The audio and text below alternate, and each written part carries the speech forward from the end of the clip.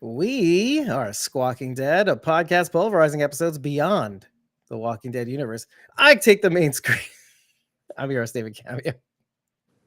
Starting off on a good foot already. And I'm joined by Bridget, ko-fi.com/Punky Brewster. That's PUNKYBRUISETER. And of course, we invited our special friend, our taller special friend, Thomas O'Mara at Celtic TSO on all the social medias. How are you doing, bud? I'm glad you were able to come on. I didn't get to check my mic. Can you hear me? Yeah. Sounds good. Oh, okay. Yeah, tilt it back a little bit, like or forward, I guess, for you. Yeah, say it. Don't spray it. Check. I think it's using your laptop mic. It doesn't How sound do I like change that? So go to the settings, the gear. This is the stuff we usually do before the show. But Thomas was kind enough to join us last minute. We scheduled this last minute, by the way. We were like, oh, we're going to do this thing. We thought like 8 o'clock, but then we didn't want to interfere with other streams like Relishing the Dead, who's going to be on at 8. And today we're here with you live to react to the 92Y Q&A, The Walking Dead, The Ones Who Live Q&A, conducted by Dalton Ross, featuring Danai Gurira, Andrew Lincoln, and Scott Gimple. And that's what that M stands for. Yeah, that's it. You got it. Hi, Ray. Hi, Ray. Jason. Yeah, Rachel's at work, and Sharony might be joining us as well, by the way. So we just wanted to react and see you guys another night. And Tom and I were there last week live, and I can tell you personally, the energy watching the first episode with everybody in the theater was insane. Frankie Quinones made us laugh, and they were just really, really great moments in the Q&A that you'll see right now, but also during the episode was pretty amazing. Oh, is Tom texting us while I'm finally number one. I got a text from Rachel saying text number 1. Very nice. Very nice. Right, it's payback's a bitch. So Tom, before we get started with the watch, what were your takeaways? I know you were sick, by the way. You were feeling pretty awful. No, I didn't. I actually didn't start feeling sick till after. Oh, okay. And tell them why you got sick. Because I'm stupid. I got there. I had 3 friends, Brandy, and Marcia. 2 came from Texas. 1 came from Washington State, just for a day, just to go to this premiere. And they had never met Andrew Lincoln. So they wanted to meet Andy, and I said it wouldn't be that crowded. We could probably go a little later in the day and get there before he comes in. But they wanted to be safe, so we got there around 1 o'clock, and Andy didn't show up till about 7:10. To be clear, you guys were waiting by the stage doors where they were going to enter, right, at some point before the show. Outside. Freezing, New York, so cold. It was cold. It wouldn't have been as bad if we weren't in the shade, but there was like an overhang, so we were covered. And by 6, I mean, I was good most of the day. By 6:30-ish, it kind of plunged a little bit. It started to hit me. Like, I started to get really cold. Then Danai finally came, and Andy showed up at about 7:15 or so. How far apart were they entering?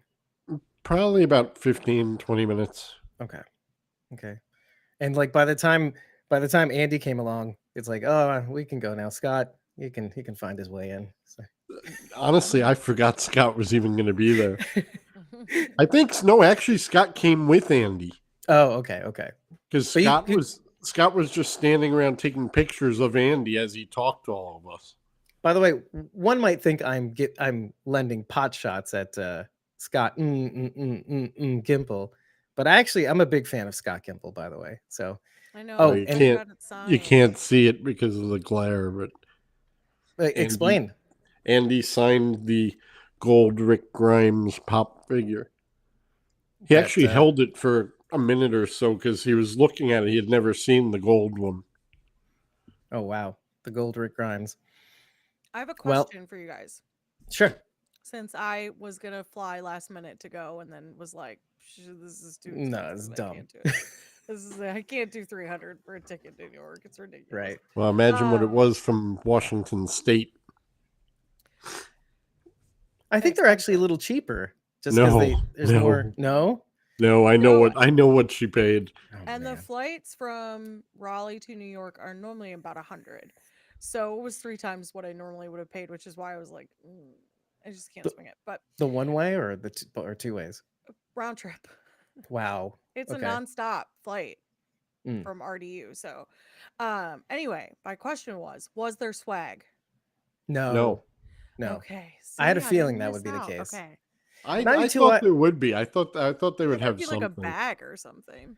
Well, 92Y is more like they host tons of Q&As, like philosophical discussions, culture, Yeah, but I think AMC dropped the ball. They should have had something. I don't know if they had anything at the LA one either.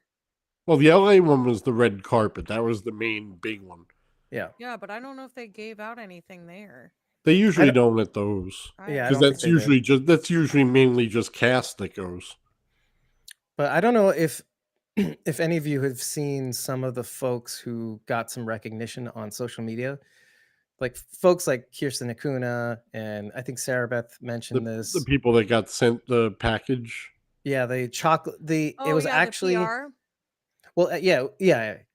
And even Johnny Five's Alive, by the way, he sent me in a DM before he posted it himself, just for his edits. They were like thanking him for all the years of. Yeah, I sent AMC a message after I saw all those, wondering where and when my chocolate was going to be coming. Yeah, well, be careful what you say because they might actually do it. But yeah, it was basically a box of chocolate that was made out of chocolate, by the way. Oh, and they gave him a little hammer to crack it open. Oh, too. yeah, I did see the hammer. And inside were more chocolates and other things and stuff and things. They should have given him either a little axe or a little katana. Well, by the way, yeah, Rachel, yes, that's what Jamie Joe got as well. But I think they also got like a free year of AMC Plus, I think, as well, or something sort of like that. Yeah, it was an AMC Plus thing as well. Yeah, as well. Oh, you mean they didn't get sent a $20 gift certificate that you have to use, but only if you spend $300 at the AMC store? It's like a 15% off $50. Bridget, you love those, right? $10 off of a purchase of $50 or more. Right. It's a gift card. No. Yeah. That's a coupon. Yeah, that's a fancy coupon. That's a fancy coupon. Says the coupon. Says, tell them to send some to me. I mean, yeah, what a nice Valentine's Day gift. Yeah. Well, you should tell, by the way, you should tell King Ezekiel to send you to himself. He'll be like, yeah, we have a ton of these. Also, I could send you some Teen Titans merch and some stuff from Invincible, because he does almost all half the voices on Invincible, by the way. He does a lot of voice acting. Kari Payton. I still have 3 of these. I gave mine away. I have one. I have one now too. Yeah. All right. Well, I think it's time. Do you have any more questions, by the way, from the audience? And Bridget, do you have any questions also for us, having watched it? I mean, I just want to know what the panel. To answer the main question, I think, why am I here? It's because they were desperate and they really needed somebody to fill time. We needed more color commentary. And look at the colors. By the way, is everybody seeing this? What's going on over here? I did that specifically for this show. Yeah, it's like a fire. And like I'm in hell and Thomas is in hell. Wait, it's this way, actually. And Bridget's just in darkness. My old friend. Okay, so I'm going to turn on the screen share so y'all can see stuff. See, look, Rachel's already nice. Bridget, you look lovely. I'm glad you're feeling better. Yeah. I am. I'm finally not sick. I mean, I have a headache. Rachel, what about me? Other than that, I'm good. No, Rachel's going to be like, yeah, you're burning in hell with Dave. Tell you. Well, what'd you say? Look beautiful, so she didn't have to tell you. Well, yeah. Oh, she's sending me pictures. Oh, whoa. Pink hair lady. I can't show that one. Oh, stop. Sure you can. It's Rachel. Sure you can. All right. Well, here's the screen share, folks. We're gonna start playing this. We'll pause and we'll take off the screen just to kind of Thomas, you're appease there. the YouTube gods. But here we go. Let me know if you can hear this, by the way. Yeah. Did you hear that? Oh yes. Yeah. Was it okay?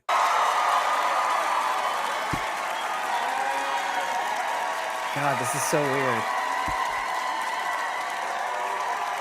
I was sitting over on the left and Thomas was in the center. That's Dave screaming.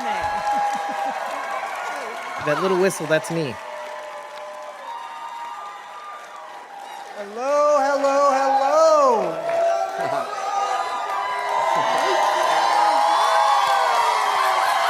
You can literally see this in our featurette from a different angle. Welcome, everyone, to our conversation with the stars and creators of The Walking Dead, The Ones Who Live, which premieres this Sunday, February 25th on AMC and AMC Plus. And just so you know, like, this is a good reminder as any. Not only are Danai and Andy, you know, the stars of the show, they're executive producers. Danai directed and wrote episode 4 of the series. And there's some other things that will be revealed here that we've been holding close to the vest that will be revealed in the Q&A, which I will get to, but here we go. Yeah. Don't do it, Andy. I am Dalton Ross from Entertainment Weekly, and I am joined up here by the ultimate power trio who put the show together. Please give it up for Walking Dead Chief Content Officer Scott Gimple and stars Danai Gurira and Andrew Lincoln. I'm going to lower the resolution on this just for streamability. I would say to give him a hand, but, you know. This is, of course, Speaking of... We should just say spoilers for the first episode. Give him a hand. If you've seen the first episode, you'll know what he's talking about. So just for that, we have to do our due diligence. I was going to say, so originally this was supposed to be accessible to anybody who purchased this online. Okay, so at the time I purchased this online, I was like, Dave, I'm not coming to New York. Don't worry, I'm not going to take up your guest room for a day. I'm going to stay at home and I will live stream while you're there. I'll live on the condition on Walking Dead as long as you bring me any swag. And so and you broke that promise. I purchased this and immediately, like, I was given the receipt, and then maybe an hour or two later they came out and said it's not going to be available for stream at the time that we said it would. It'll be available the next week, Monday. Well, they couldn't, because it would spoil the episode. If you're just streaming this, you wouldn't have seen the episode. I don't think the intention was originally for that to happen, but I also heard that at the panel that they did for the episode in LA, that Andy actually spoiled some stuff. So I think he almost did it preemptively. They were like, never mind, Andy's gonna be here, so like let's not. Yeah, Andy, because he might. Andy isn't good with stuff like that, because I know when the 100th episode happened, Addie Miller was playing the walker that resembled her as a kid in the pilot, and they did not tell Andy that he was doing it because they thought he would spoil it for people. Meanwhile, I think it flew under the radar for most people. That callback to the teddy bear girl walker in the gas station in the first episode of season 8, the 100th episode. But cue image. No, it's not here. So sorry. All right, let's continue. let's watch it for real. Which, it's a good segue. You all were very fortunate to see this episode early before anyone else in the entire world, which is super cool. So you know a lot. You know a lot. But what we want to do is we want to preserve that experience for everyone not in this room. Whoops. So we're asking you all to please be cool. Did he do Don't New York post Comic-Con? Yes, he did New York Comic-Con as well for the Walking Dead Daryl Dixon. Yes, okay. I was like, I recognize this guy, but I can't. Yeah, which we covered as well, by the way. Now I have to include a link. Did he do the Invincible? No. No, that was a woman. Oh, okay. Because he's done a lot of the Paley Fest ones. Oh yeah. Well, and you know what? Credit where credit is due. Dalton does the work. he's kind of he's got a pretty critical lens. He's a little bit on the harsher end of the critic scale when it comes to The Walking Dead, but really because, I mean, if you look at his Twitter bio, his picture is of him as a walker, and it's been like that for years. So he loves these shows. So, he's been on the beat for many years. So kudos to him. Yeah, I may not agree with him all the time because I love everything, but wait, I was going to say something, but who cares? Let's continue. Spoilers. You can tell everyone what you thought of the show, but keep, the details between all of us in this room. All right? Appreciate that. Now we got that out of the way. Yeah. All right, thank you for coming. Thank you for being here. Thank you for being here, everybody who made it. Let's have some fun. There's a lot to get into. And what I want to talk with you guys about a lot is just sort of the journey of how we got here. Because it was a long journey. I think a lot longer, Scott, than most people even really realize in terms of charting this course and this story. So I know you started putting the building blocks together as far back as season 6 or 7 of The Walking Dead. So how much of what we just saw here is similar to what you started working on then? Let's start talking about the evolution of what came The Ones Who Live. Well, we had to build this mythology that was not directly part of the show, that was sort of existing in the background. And I was of a mind to be very deliberate about it and to really, really fill it out, even though we weren't 100% committed to it. The only points where we really started to get committed to it was when Rick started seeing helicopters. I'm not talking about in season 8. First episode, but was directly inspired by the first episode. So I say season 8, but when we started podcasting, Carol lost her damn mind. OG Squawk and D Carol G. And there's a couple of other nuggets he's going to mention as well. Hey, Sharon D. Hello. There you go. Hello, this. And then, there were little hints. You saw a symbol on a can. Which we also pointed out, and everybody thought I was crazy. Jadis pulls out a can of peaches in season 8 just after her whole colony is wiped out, right? Silence your phone. and on the top there is the Borromean rings representing who knew at the time, but I lost my mind. Carol thought I was crazy, even me talking about it.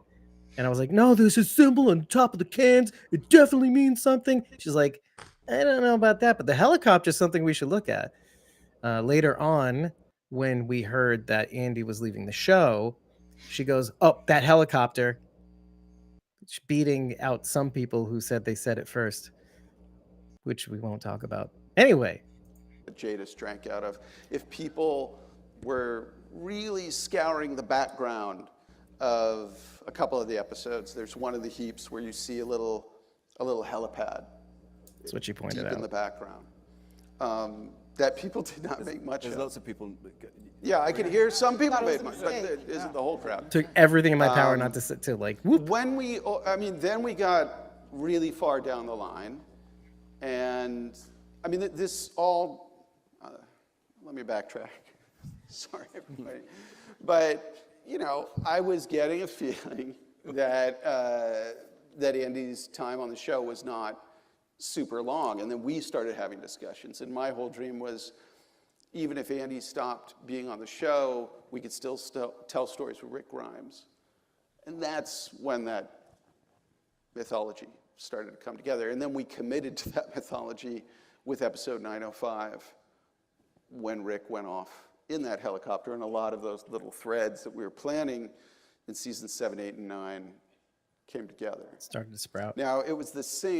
Now, I just want to ask before we continue, because we've seen the CRM on Fear, on World Beyond, etc., and of course the tiny bit of it that we've gotten on The Walking Dead. So far, those of us who've watched these shows, what is your impression of the CRM? Was it a good move? Has it been particularly impactful? Let's start with Sharon D. By the way, we have to do this just so we don't get dinged. Well, I mean, I came into the show backwards, as people know, and like the CRM stuff was kind of retrofitted for me, because I saw the CRM stuff and then went back and watched and learned about it. So it was a little different for me. I had heard I think it was pretty much the same, by the way. Well, I'd heard people talk about the Commonwealth and stuff, and I was like, I thought they were the same thing for a while because I didn't, I just didn't know because I hadn't been in it. So, but to me, it's like there's just like a military dictatorship is what it is. I mean, it's especially after what we learned in the last episode, where once you're in, you can't leave out. It's like it's tell California the apocalypse. You can check in but out. So, just in terms of like versus not like, though, like, do you think it was a smart move? Have you? Well, I mean, it's a way to. Threads? I like it's a way, like you said, a way to join everything together, a way to pull everything together, all these different shows that are different parts of the universe. It is a way to consolidate everything, but the incessant CRM. Oh, CRM, and then nobody talks about anything else. Oh, it's a CRM. That gets really old to me.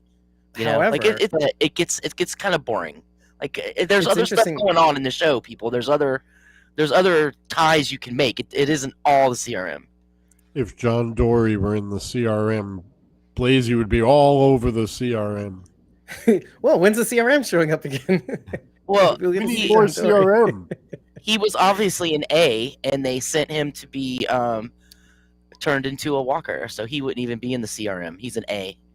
Right. He'd be dead. Right. Sent out to die. Thought for himself. He's a leader. People followed John because he was a leader, and they would have done away with him. Rest in I think peace. he was a follower. See, I was going to say something like that too, but Morgan was the leader. But what I'm saying is people would follow John, though. I'm not saying that he went off and did his own thing, but if he had, people would have followed John. They flocked to John. He was very charismatic and drew people to him, which is also an A. That's funny. June didn't follow him when he was driving away from her. Where's my soundboard? Walking Dead Eternal, Jermaine says June joins the CRM. Lol, I'm kidding, but actually she has a pattern. And she's right. If there's safety and she can have an effect, she might join some shady, nebulous thing for the greater good. As much as I would love to see Jenna show up and be in the CRM and whatnot. Holy crap. The thing is, June wouldn't go into another situation where she can't control what's going on. Like, she wouldn't let herself be put into another yet another settlement and another FEMA camp and another dam and another tower and she's not going to let herself be put in that situation again. So right. I don't think if she would. Does show up, she has to have Jadis's haircut. You know nice what? A bowl cut. Pay to see that. She's got to have Sam's haircut. Sam. Wait, which is Sam? Sam Anderson. Sam and Floby has a lot to say about that. Well, Tom, what do you think about the CRM so far? Just from all these years that we've had them. I think it's too early to tell. I mean, you've seen little snippets here, like even in Fear. What did you get about the CRM? You just had Isabel. So I mean, and maps. Yeah, I mean, there wasn't the two idiots that Al took out with the cannon, which was the best part of that episode. Right. But I mean, there wasn't a lot in the Walking Dead show itself. There wasn't a lot in Fear. None. Almost. I mean, The World Beyond was basically full of it. But I mean, honestly, I didn't think The World Beyond was all that great of a show. You watched for the info. Right. Bridget? So I mean, I think it's too early to tell. I think we'll find out a lot more by the next 5 episodes. Yeah, I mean, probably. but if it's like this first episode, I'm fine with it because this episode was great. We got way more than even. I mean, you got the culture in World Beyond, but you're getting. We're inside the walls for the most part, which we only got to see Well, in the last episode. in World Beyond, World we've been an outpost for the most part. Yeah, on The the outskirts. CRM was an outpost. We did see the little Black was wherever in Philadelphia, I guess we know now, but we and did in get the post. right. We did get credit that little scene. bit, but the majority of the World Beyond was either being traveling or in an outpost of the CRM. So we didn't get the real CRM. We got Right. what they were seeing. Just wait till Silas and Tobias show up. They're going to be partners in one of these episodes. Okay, Agent Clompers and Agent Fupa. Anyway. Ray, oh no. Ray Tobias. shared, her opinion. She said that she likes that it's a thread tying everyone together, a common enemy for our characters. Right. And she Yeah, says, who to be fair, cares what Rachel thinks? Where's Rachel now? Yeah, she has no voice except for the one we give her. Not an excuse. She says she also if she's says working, to be fair, how is she typing? It's she's a slow sneaking day. off. Yeah. Nobody said Fair, June was in front of John on that road. That's right. That's what Rachel says. I love you, Rachel. Right, I'm only kidding. And Jermaine says Jadis be rocking that chili bowl hairstyle. I like that. Like I was gonna say Dafka, like Hebrew, but like chili bowl. It's just specifically chili bowl. I don't know, just has an image. All right, let's continue watching. Hey. Same thing with Danai. No, you don't get an opinion. Fine. It was kidding. a good one, but fine. All right, what do you got? Sorry. It better be good now. I no, this I don't want internal to timer. now. Yeah. All right, let me mansplain your your opinion before you've said it. So here's the thing. Kismet, always, right? So I happen to be reading a series currently about an EMP hitting North America. You mentioned and those, the consequences of that. So anyway, it's called the Going Home series. It's interesting. I'm like 3 books in, and the CRM and the Civic Republic as a whole, it does resemble what writers would assume would happen in North America should the world end, essentially. Because the government is going to scramble to try to maintain power, right? Or somebody is. Well, there's going to be a power adjacent. vacuum either way. So there's going to be the army's going to try, probably some other agency of the government will try, and then there'll be the small people in local areas that'll become powers, right? Small like Dave? Ideally. Or just common people? Just common people. Oh, okay. Like the commoners. Song. The Alexandrias. We can't be taken over by a bunch of Daves. I wouldn't want to be taken over by a bunch of Daves. Knock evolution back a while. Knock evolution back a ways. I say this form we is could just the perfect follow the form. yellow brick road. Listen. Anyway, what do you say, Bridget? I think it's interesting that the show is following this pattern because it's realistic. Given the situation. Is it realistic that an entire city is hidden in Philadelphia? I don't know about that. But the concept that there would be some form of paramilitary organization that was trying to maintain civility, whatever that means, by essentially strong arming your citizens into working for you, because how else can you operate? Right. If you don't have people who work for you. Now, I think most of the time you can get people who would just do that freely because they don't want to be on the outside and they don't want to deal with that anymore, and they would happily take, air conditioning and ice cream and all the other stuff. Which they kind of explained in the first episode too. Yes, with which Esteban is the best character. Yeah. Obviously. He's great. Frankie Quinones, yeah. I'm so glad he's still alive. Anyway. We can move back to it. I just think it's really interesting because it's kind of a concept that not just the series I'm going through now, but really if you think about any dystopian, post-apocalyptic story. It's going to have that situation where the government is going to try to maintain power in some way, and it's usually by strong arming citizens into staying where they want them. Like invoking like emergency powers and then expanding on those emergency powers, etc. Well, what is it? Now I can't remember the word.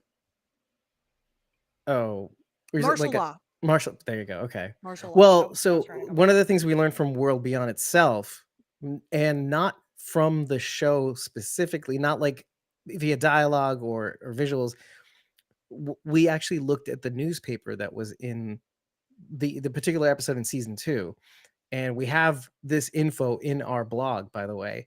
One of the things we learned is that the Civic Republic, they draft this, and to credit to the Civic Republic, they draft this charter that the Civic Republic military would take over the government for a period of 10 years. That 10 years is up, or has been up, at least by the time. Yeah, that's right. I forgot about that. Yeah. And the whole situation was that, it's time for Major General Beale to step down from the government and to transition the government from the Civic Republic military over to the Civic Republic. But by the end of World Beyond, you get the feeling that it seems like he's about to step down, but all of a sudden, because of a terror attack in the north, it seems like he's staying in power. He's like invoking some emergency power. Something to keep in mind. Like, this is why World Beyond is not important to watch, but it's fun to get that information as a backdrop for the series, because you're dealing with this now. And maybe what Okafor talks about in the first episode with respect to changing the Civic Republic, maybe Okafor saw that he wasn't about to step down and said, maybe we have to reform in some way the CR. These are tangents for tomorrow. Exactly. But I just want to say I disagree. I think you have to watch World Beyond. Anyway, Heather, time is a flat circle, because that's the dumbest thing. Hi, Heather. But we're gonna say it. Just like the flat Earth, right? It's from True Detective. Hi, Heather. As far as the way that she left the show, and Danai. Even those plans, I was working with Angela to sort of steer that in the direction of just the very manner in which she left. So it was many years. And then after that, the sort of sequencing of those stories got changed by the medium of television changing, the medium of films changing, and the pandemic. By the way, if you need me to pause. So yeah, it was 6-7 years of thinking. And so Andy, for you, I mean, I've been there. I've watched you work on set. It's intense, and I asked the question, like, the question I was why come back? Because you've been through a lot. Not just this character. You as an actor have gone through a lot, playing Rick Grimes for a long time. What made you want to come back for more? Well, I mean, there were lots of reasons, but I kept bumping into people on the street and going, when are you coming back? That's why. So that was a big incentive. But also it was left unfinished, and it, as I've always said, it's the most important and brilliant job and part, and I get to work with old friends, and we've known each other for the 10 years, 12 years since it started, and I just thought there was unfinished business. And then Danai is your sister, wasn't it? It was my sister, yeah. Your sister just said, it's get Rishon back. He says Rishon shippers. Let's just sort this out. He says Rishon. Let's get them back. And get these two people back in a space together and see what happens. Well, she's a bit more. Listen, I don't disagree, by the way. It's like, I'm not a shipper, but I pay good money to see that. Rishon sounds so much classier in his accent, although his accent is freaking me out a little bit. That accent. Right. My wife is my choice. Like it definitely beats Anger Grimes. Like the way she talks. Yeah, She's like, of course you have to finish it. You proposed it, finish it. Yes. It's like a mother. Or like that. And I mean, both characters left the show in a way that promised more story. If Rick went off in that helicopter and that was it, we would be in trouble. Yes. But do you want me to pause? Yeah, pause for 1 second, because I was thinking originally this story was supposed to be just Rick, and it was supposed to be 3 movies. It had no. It was planned out before Danai even left the show. Right, when they were talking about him leaving, and then they did the teaser thing. They teased it as a feature film by Universal. Yeah, there was gonna be 3 films, and it was gonna be 3 2-hour films of Rick Grimes' story. There was no Rishon in it. Everybody quick. Hi, Felicia. Bye, Felicia. Bye, Felicia. Hi, Felicia. Bye, Felicia. You could come back and watch this later. You silly goose. Well, if it's up by the time, I think we've paused it enough, but still. But yeah, it's between the pandemic and even them probably tooling around how they're going to finish The Walking Dead. I think they quickly realized that one feature film or 3 feature films would be too long a wait to get the story to viewers, I think. So, well, except we've waited 6 years anyway. Right. But we didn't get anything. So, yeah. I kind of, I'm liking what we're getting, like Dead City. And I think also the reason why they didn't want to do this with this project was that with them branching out in Dead City, Daryl Dixon, Book of Carol, and then this, it allows them to branch out organically and give people a steady stream of content, and leveraging. There'll be a season 2, right? And leveraging AMC Plus as well in that library. Do you think that the success of Disney's model, where they release shows that are in the universe, the Star Wars universe, that are 6 to 10 episodes, and usually focus on one particular character, and that was so successful, do you think that is also why AMC decided to go this route, was to follow Disney's model? While it's still under the Disney umbrella, I actually think that the success of all of this is heavily reliant on the Marvel universe and that model. Yeah, I could agree with that. It came first in terms of like creating everything in a universe that then had its own spin-offs. Yeah, but I think Marvel oversaturated badly. It did. All the new Marvel stuff isn't doing as well.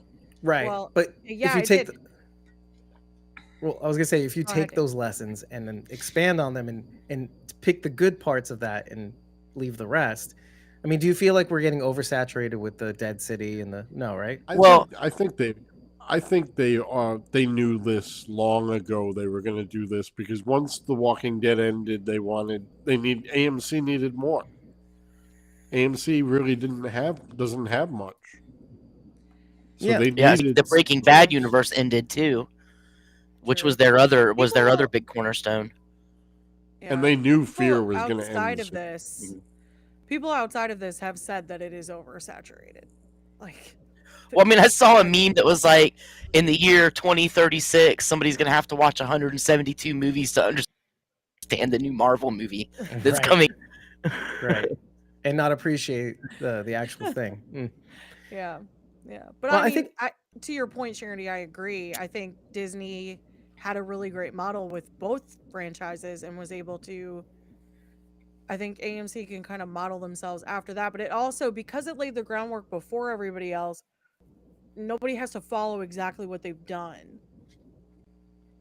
I think they really did kind of change the market in terms of how to set up like a successful universe. See, I think they would have been better off if they had done, like, after The Walking Dead ends, have a season of Dead City with Negan and Maggie. Then have a season with Father Gabriel and Aaron. Then have a season of whatever, Daryl with Connie. Well, then wouldn't they fall into the same trap, though? I mean, that's the same trap as the Marvel Universe in a sense. I mean, you're just but like, give me that money. You're dividing it amongst different characters, so you're getting different stories completely. It's kind of like True Detective. They'll have a new series, and it's a completely different story. It might even have different actors that may or may not connect to the universe. Essentially, it didn't work out that well for them for a lot of those. insane. Which, by the way, if you're interested in True Detective, Bridget had broken. Is it done? It's not over yet, right? It's over. Oh, it's over. Okay, just finished, right?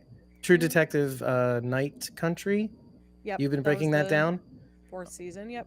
It's over on my channel, youtube.com/@punkybrewster. Was it no good? It was. I All right, would that say answers it. it was okay. It was okay. It's underwhelming. Can you ever top Matthew McConaughey and Woody Harrelson? Right. No, never, never, never. And I didn't even bother to watch the other ones because there's no way you're going to beat that pairing. So Yeah, but I mean, I've heard Madison some and good Morgan. reviews. Madison and Morgan. Madison and Morgan would beat that for you, Sharon. In Heather, Nuclear Country. Heather liked it. Yeah, Heather liked it. I didn't hate it. I liked it, but I've been talking a lot about how like it wasn't a show that grabbed me so much that I couldn't stop thinking about it, like Walking Dead did, or like Silo did. Oh yeah, Silo for like sure. drove me insane. I like had to watch the next episode. We gotta break that like down. Silo? No, I loved Silo. Oh. I'm just saying, insane. like, there's a difference between like a show that I cannot get out of my head that I have to see the next episode of, and me just feeling like this was good, but I'll never watch it again. And Big that's mistake. what Country was. All right. Well, but I was gonna circling say, back to the walk. going back to the talk about the model, the show model. That's where I was going. Okay. Even Mikey, and when we talked to him, said that Satrazemis. the long form show is dead. That people aren't going to do that anymore. Maybe network, like the big ensemble show. You mean? right? But well, I'm talking about the long form show where you have 20 episodes a season. Oh, gotcha. TV is going more towards the streaming model, which is 6 to 10 episodes a season. Right. You know, And higher production quality, but shorter seasons is where we're going. And tighter character. Well, yeah. I mean, with more room to explore character, I think. Which, you know, yeah, it's good and bad, right, Tom? It's six episodes is too short for a season. Well, I think unless they're 2-hour episodes. I think 10 is really the sweet spot. Like, I right, Game of Thrones. Because Game of Thrones really did 10. Well, yeah, Game of Thrones did 10 until the last few seasons, and it was enough that it kept you watching. You know, and by the time you didn't have to wait as long for it to come back around again. You know what I mean? Right, but we all know that I think this is a Walking Dead formula. All those series start out with 6 episodes. Fear, TWD, not necessarily World Beyond, but they knew that was going to be a limited series, you know? And it was better that Fear ended with 12. I think we all disagree because then we would have had Sarah Rabinowitz. So otherwise, which we found out. But you know what? Let's continue. The way that Michonne leaves the show, I mean, I'll just say the reason that we cast the actors that we did, that Michonne interacts with, you know, they were on the screen for like 20 seconds, and they're both fantastic actors. Her pet walkers? There was, you know, we wanted to tell more story, and we were committed to. I mean, there was no way. Were they talking about the pet walkers or the YouTuber and fulfilling? Oh, you mean Brita Wool and King Badge? So you were trapped, is what I'm saying. Choiceless. Were there ever discussions way back, and Andy, you started thinking like, all right, you know, I need to take a break, or I need to sort of get back to my family, which I know was a huge consideration for you. I love that he asked this. Were there ever any discussions about Rick not making out of The Walking Dead alive? I don't remember, actually, but I never remembers. Oh yeah, there's like a heckler in the audience. Was that you, Tom? No, that was not me. He yells out. I don't know if you can hear it. He says it. Typical. Yeah. I don't remember. Typical Andy. Andy never remembers anything. I don't blame him, but I remember at the time he was. But he also doesn't watch. Yeah, he doesn't watch it. Which we'll get to in this Q&A. But yeah, he never remembers. He never watches the show. But it's just it's typical. It is typical him. He'll just I remember when they were talking about it at the time, he was very interested in leaving the show. Didn't matter how. So, And Rachel he'll says, talk. was Norman. Rachel says, no, this is obviously a New Yorker. He's just Tampa. He's like a New York accent too. He'll talk for 5 minutes, and then he'll turn to the guy that asked him the question and be like, I don't know, what was the question?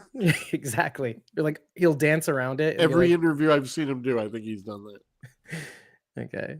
Oh, by the way, Heather wanted to thank you, Thomas, for sharing Yeah, I HBO see. with me. Yeah. Government, now you know where to go. But I think... See, that's a New York crowd. Yeah, here we go. I don't remember, but I know that we did. I remember being at the prison and you getting a sort of exit strategy. You know, probably in season, when was that, 4 or 5? An exit That was 4. strategy. 4. 3, 4.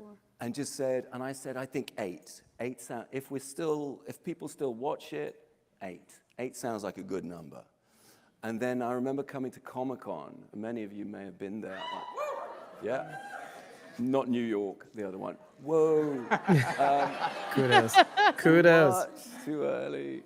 But I remember going to Comic-Con and being with everybody, and there was a point at which I just thought, actually, I can't leave yet. I just miss it, and I don't think I was ready. And we spoke, and Normski and all the crew just it just didn't feel right. And so we did 9. And then I came home, and because we were able to front load it, I was able to run it by and sign it off with my wife and my children. Now my children don't care that I'm... my daughter said to me, she's 16, and she just went, Papa, I love you, don't get cancelled.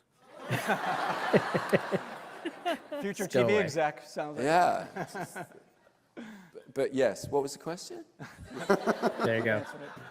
Danai, what was it like on the Walking Dead set once Andy wasn't there anymore? He was the heart of that show. He was Rick Grimes. Oh, it was fine. We were fine. Blessed relief. He was an idiot. I was like, now I get to no. No. It was fine, but it wasn't fine. It was like, that we definitely, one of the actresses said to me, she's like, what are we like, the patients are running the asylum, or like, it was kind of that you sort of feel that sort of like, he helmed it. So you definitely feel that that helming missing and that the heart of it missing. But the good thing is, you have the understanding of what the culture that was built up through his leadership was very much intact. And he said to me as he was leaving, though he gets scared of me saying this near Norman, he said to me when he was leaving, he was like, now go lead. And I was like, well, what? No, I didn't sign up for that. And then the line producer said it to me as well. He was like, I'm looking to you now. And I'm like, what? No, come back, please. So, because he just helmed that, so it seemed just who he was and effortless. And so, but the truth is, you did know what the culture was to uphold. You knew, the love of the cast and the crew, and really retaining that familial respect and love, because then retaining that feeling that we love to come do this every day. And that's something that he had built up so beautifully. So, and it was just such an egoless zone. We come in there, everybody gets in it, and everyone respects everyone's job equally. And so that was the great thing, the testament to his leaving was that was never lost. It was retained. Yeah. And how do you? So one thing, when we did the panel with Beast Mode and Y, and the actor who plays Cal, I forget his name, James Chen, he mentioned the same thing. Andy basically set the tone. He welcomed everybody on set, and kind of gave everybody the room to kind of do their thing, but like just definitely set. He was like the general on set. He basically was Rick Grimes and stuff like that. So that's kind of what they're referring to, but also leading the charge on making everybody feel welcome and giving deference to cast and crew and credit, and making basically maybe setting the stage for TWD family. So I think it's a very, very important part of the show. So Even say further than that the culture of The Walking Dead that Andy was so critical a part of, because so many people on that show worked on all the other shows. That culture spread to all the other shows we did. And that kind of respect, and it started with this dude. And I would say the end of The Walking Dead, the coda that we made that was Rick and Michonne is definitely a message just about The Walking Dead show itself, about how the contributions of the people on the show affected people that they didn't even wind up meeting on all these other shows and through all these other people. True story. So thank you. The crew are a huge part of it, because it's rare that you get 200 people working all the way through 9, 10 seasons, isn't it? And that core crew, Deej, God bless his, rest his soul, and Purvis and other great people that were the sort of pirates on that show. Used to love going to work, and when Deej called out, Deej was our focus puller, mountain of a man. Mountain of a man, incredible presence, and he would say the lights cracking when the sun was setting, because it was perfect light, and you knew that everybody was just firing. It was so exciting. We were shooting the episode Clear with both of these. Written by Scott. Oh, this is a real Walking Dead fan. I like this. When he said this last week in LA, when we were at the TCA, the Critics Association, Yeah. I was like, oh, they don't know what Clear is. Season 3, episode 12. And this is an episode of the show. No, in their defense, they've been locked in a room. It was like a social experiment for 2 weeks. No. Just looking at panels, and they weren't allowed to clap, were they? No. That's what they told us. That's what they told me. Anyway. Not a New York crowd. Okay, we're so far away from this story, but I'm still going to fulfill it. But we're shooting that episode. It was a hard day. Some people weren't getting along. You guys were great. It was other people. And that diva Lenny. And Deej, this giant focus puller with this gravelly voice. People are not cooperating, and he just screams to the crew, "Fingers on the trigger, people!" And the entire crew went silent, and you heard action. Yeah. Well, because he didn't talk often. No. So when you heard Deej, it was a moment. Yeah. And it's time to pay attention. The last thing I'll say about Deej, I love is learning he this.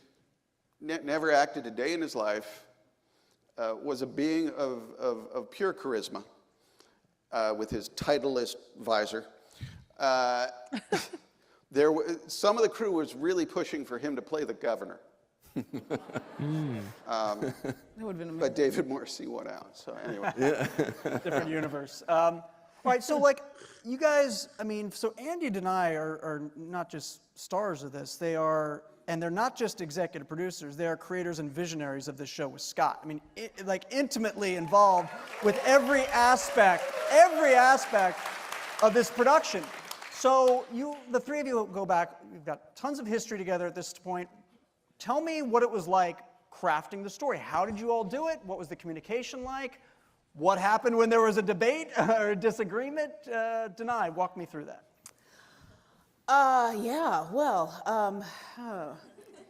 Well, it all began, So when we were we'd meet up in like hotel conference rooms when we were all in the same city, and we just start to craft. And it actually, we were pretty clear on it. There was a lot of, as he was saying, there's a lot that he'd already built up of the CRM and of that mythology and those aspects. So, and there was a lot of things that, the idea of what had happened to Rick was already stirring between Andy and Gimple, and then when there was a different form it was going to take, and then we came into this form of 6 episodes, and then I got more involved, and so there was a lot that we already had banked, but then it was okay. Now how do we arc 6 episodes? What is the story? And I think the thing that was interesting for me was, I don't know if it was because I was the only girl in this trio or what, but I had to pinpoint constantly to my compadres here that it was a love story.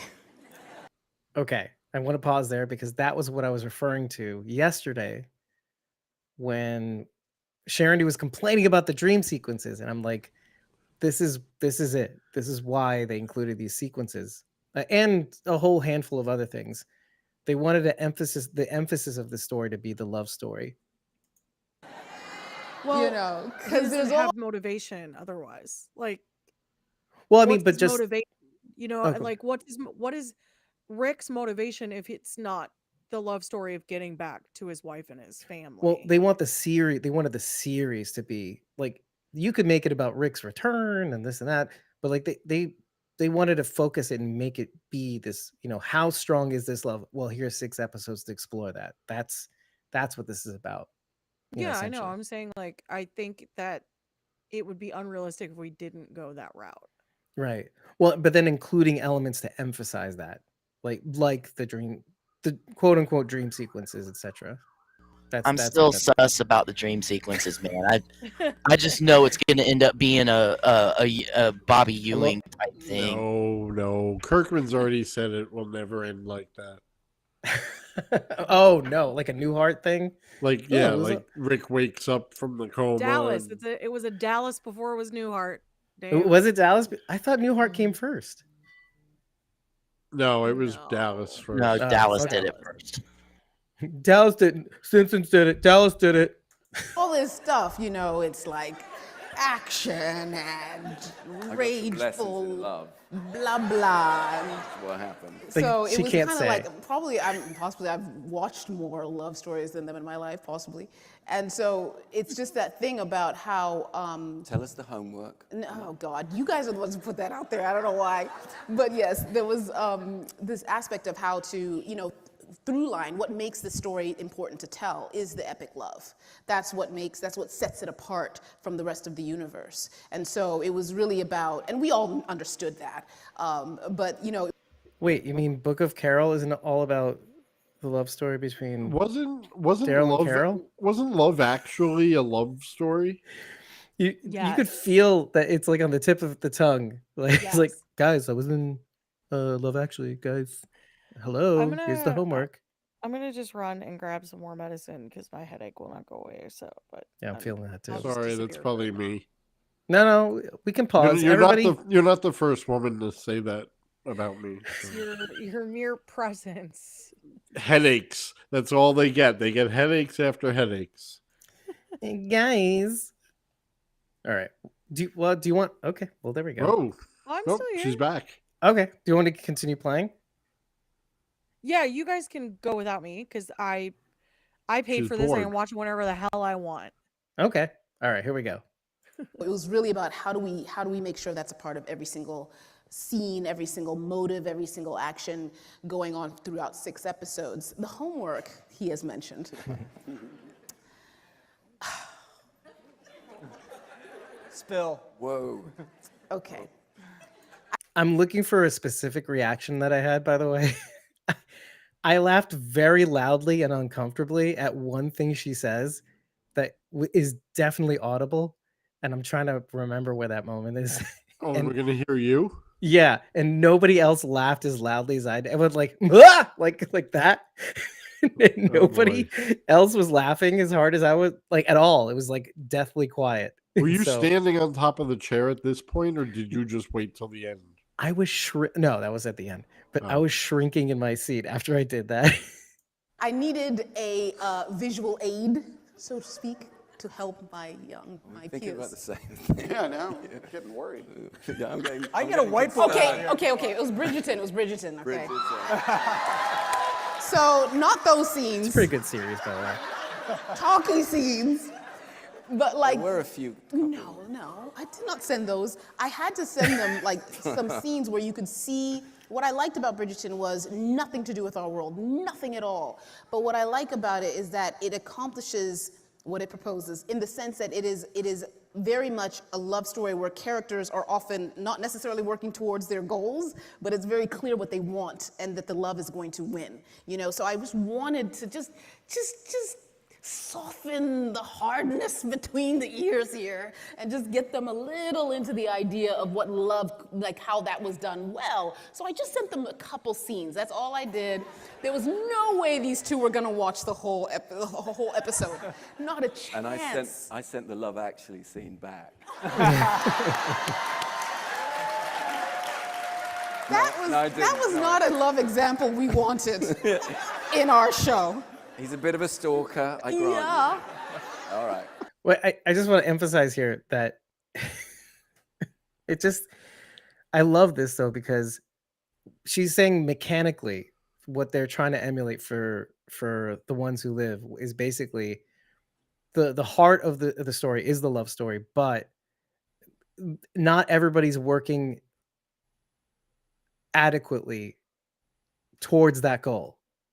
So we're gonna see that in the series. So it's a good thing to drop a pin in. Okay. So that was just one thing we did, but it was a lot of debating and and a lot of agreeing. I think we agreed more than we debated. Yeah. And then was really about that whole process of we debated. Well, I won't talk about that, but we agreed about a lot of things, and then if we debated things we can't what talk. did happen? We can't talk about. I think there was a lot of momentum to what we were doing, and I think we were getting excited. Like it was really building itself really well. I think we debated stuff and just figured it out. I don't know. I don't remember. I think we debated more in production sometimes. Yeah, we did. That's fun. I think lunch was always difficult. Yeah. I was in that's charge true. of craft service, so. Yeah. That's true. The shoestring I remember, budget. I will say, we laughed a lot. Yeah, it was and great. It was, we would get into some runs of just joking around that would last too long, and we'd have to bring it back, but. Welcome back, Bridget. It's a family thing though, because I think we're very close friends. I think it was fun. It was something, you wanted to go do with, because it was like, these are my friends and we're getting to create something together. And I think that was something that at that point, it's a really awesome arc to have taken, to have started off, when I came in season 3 and I was just trying to, meet the expectations of this massive character on the page and deliver for a show that had been so beautifully built by such blood, sweat, and tears from these guys. Then to get to the point where you're creating, crafting a story together and, making all the decisions together and really being able to apply all that you learned throughout those years. And even being able to write an episode that was nothing I'd ever planned to ever do, but there I was doing it. So it's been quite an arc. Yeah, Danai writes episode 4,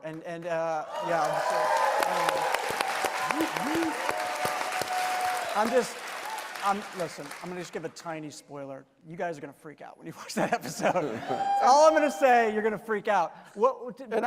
I would actually go even further though and say, Sorry, Rachel. Danai wrote it, but in many ways she ran it. Yeah. Yeah. It's amazing. Amazing. I was there to help and to have things to bounce off of or be somewhere to bounce off things. But I'll also say a beautiful thing about making it together was sharing the workload, frankly, because it was an intense schedule and there were a lot of challenges to this, and to face it together was an incredible thing. It was a beautiful thing. Why does Rachel have her lips sealed? Because of the spoiler. Yeah, it was for Has she seen It's an incredible episode. What was that? But these guys The suddenly fourth have to be on conference She doesn't like calls any spoilers and, whatsoever. Oh, don't we're tell her talking about Judith hiring dies people, then. We're going through production design, wardrobe, and props, and everything. They got to see the other side of the curtain. It was great though, because we collected, maybe 12 people from family from the old show in key positions, and then we had this amazing crew from around here, this camera crew that were phenomenal, new DPs, and so the look of it, as you see, was a little bit different, and I loved it. but We'll talk about it more tomorrow. Stunning. It was an amazing thing to watch my friend write kind of, coordinate the whole thing while playing this amazing role, but also show running this thing as well, which was phenomenal. And it really was. And also testament to Mike Slovitz, our director, who, without whom, he was brilliant. He knew the show inside out. And Mikey Satrazimus, who came for the last two as well. He's amazing. That was me. I started the clap train on that. Just want to speak. Because he had heard me clap, and he goes, yeah, you can clap. Mikey. Wow, Andy talked to you. Yeah, by way of his hands. He used his hands to communicate with me. Just me. Just all of us. Amazing guys. I mean, it was funny because he basically said she's show running this, so everyone had to came to me for everything, and which was great because I wanted to. I was like, yeah, come to me. But then this one day, me and Denise were arguing about something about my costume, and she's like, oh, but Gimple's gonna think da da da da da da, and I'm thinking, no, we're arguing, and then I said, oh, wait. Who's the showrunner of this episode again? And she was like, Wow. Yeah. Wow, she turned Denise Huth. She turned her. She had to go sit down. Love Denise Huth, by the way. That's my girl. But yeah, and then it was a stepping in and out of things a lot. But I don't know. It was actually a really awesome experience. It was extremely intense. Doing a tone meeting at 9 a.m. I have to be up at 3 a.m. for a job, and wow. To act in a whole other episode. It was very, very intense. But I did love it. I remember where there was like a dead person, as there are many in our show. Is a dead person, as there are many. In the corner, and I was like, It wasn't dead enough. she didn't look dead enough. She wasn't dead And enough. so I had to jump out of character. I was like, where's special effects makeup? I was like, she needs to look 3 weeks dead. She looks 3 days dead. And then jump back into the show. But yeah, no, it was really cool. And very, this man was very gracious unto my specificity, as he put it. Oh my God. I'm not even allowed to talk about it. I have to take some notes from the. Wait, did you want to say something, Bridget? They need Rachel. Ray said they need me on set. They do. That's exactly what I thought when they said that. Get Rachel. Get was it Looks That Kill Me? Because on Instagram, go Looks That Kill Me. Follow Rachel's face making journey and other things. Writer on that episode? It was a very much a sort of lost in translation across the Atlantic. A couple of notes from my showrunner that were more. Me. You took the notes. I took the notes very, very well. I like to think. You did. Thank you. Well, Thanks very you much. mentioned something, Andy, that I think is worth exploring a little bit. How you talked about how there's a little bit of a different feel to this show. And I'm sure you guys must have had discussions about this, because how do you keep the DNA of a franchise that people love while also making it still feel fresh and a little bit different and having it evolve somewhat? So Scott, I'll let you lead sort of You do that off in terms of what was the sort of the balance in terms of. You do what they did in the first episode. You gave them, what is it, Sharon? You gave them fan service. Lots of dream sequences. We need more. We need those in every episode. I swear, if they open up a shower and Bobby Ewing is there, I'm done. Unless it's a zombie Bobby Ewing, and then I'll be like, It was okay, all a dream. I get it. There's a humor in it. Making it feel familiar, but not too familiar. Well, I mean, I think we were really lucky that the situations the characters find themselves in are so different to their experience. It was like nothing either of these characters had faced before or had been a part of before. So that in and of itself was, something that made it different. The other thing is what Danai says, which is this, the reason this was an epic love story is because we had focus. We were focused on these two characters and almost the character that their love is, that they are together. And that's the thing. I mean, in Walking Dead, the original series, I felt like we were telling a lot of different stories at the same time because I wanted all of those characters, and we had a lot of them, to have an arc every season, a meaningful arc, and hopefully they interwove. But we would rarely have we would never have 6 episodes straight on of the same 2 characters. Yeah. So, which, by the way, was the hamstring of season 8, right? I mean, a lot of the flack Scott took for that season was because too many characters to focus on. It's the Game of Thrones conundrum. Too many characters to focus on. You feel like you're not getting all, everybody's stories at the same time. You feel like, oh, this person deserves more. Character stories were lost. Like, but there was also a lot of really bad storylines in season 8.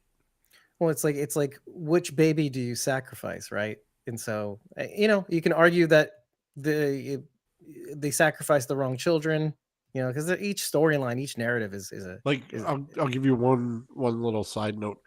A friend of mine was at this premiere, and he came up to me afterwards, and his name is Floss. He's friends with like Michael James Shaw and Chad Coleman and stuff. And he came up to me, and he's like, he's been bitching to me about Fear the whole this whole last season. He would send me messages. What are they doing? What are they doing? What are they doing? So he comes up to me after this, and he's like, yo, I just went up to Scott Gimple. And Scott Gimple kind of knows him a little bit. So he says to me, I said, yo, Scott, you fucked up. and he said, Scott looked at him and said, Fear? And he just nodded his head. That's what I heard. So for those of you in the audience, I had my mouth agape the entire time he said that. This is crazy. I'm sure it's not the first time he's gotten that too, though. No, but he said he knew right away. He's like, Fear, and he was like, yep.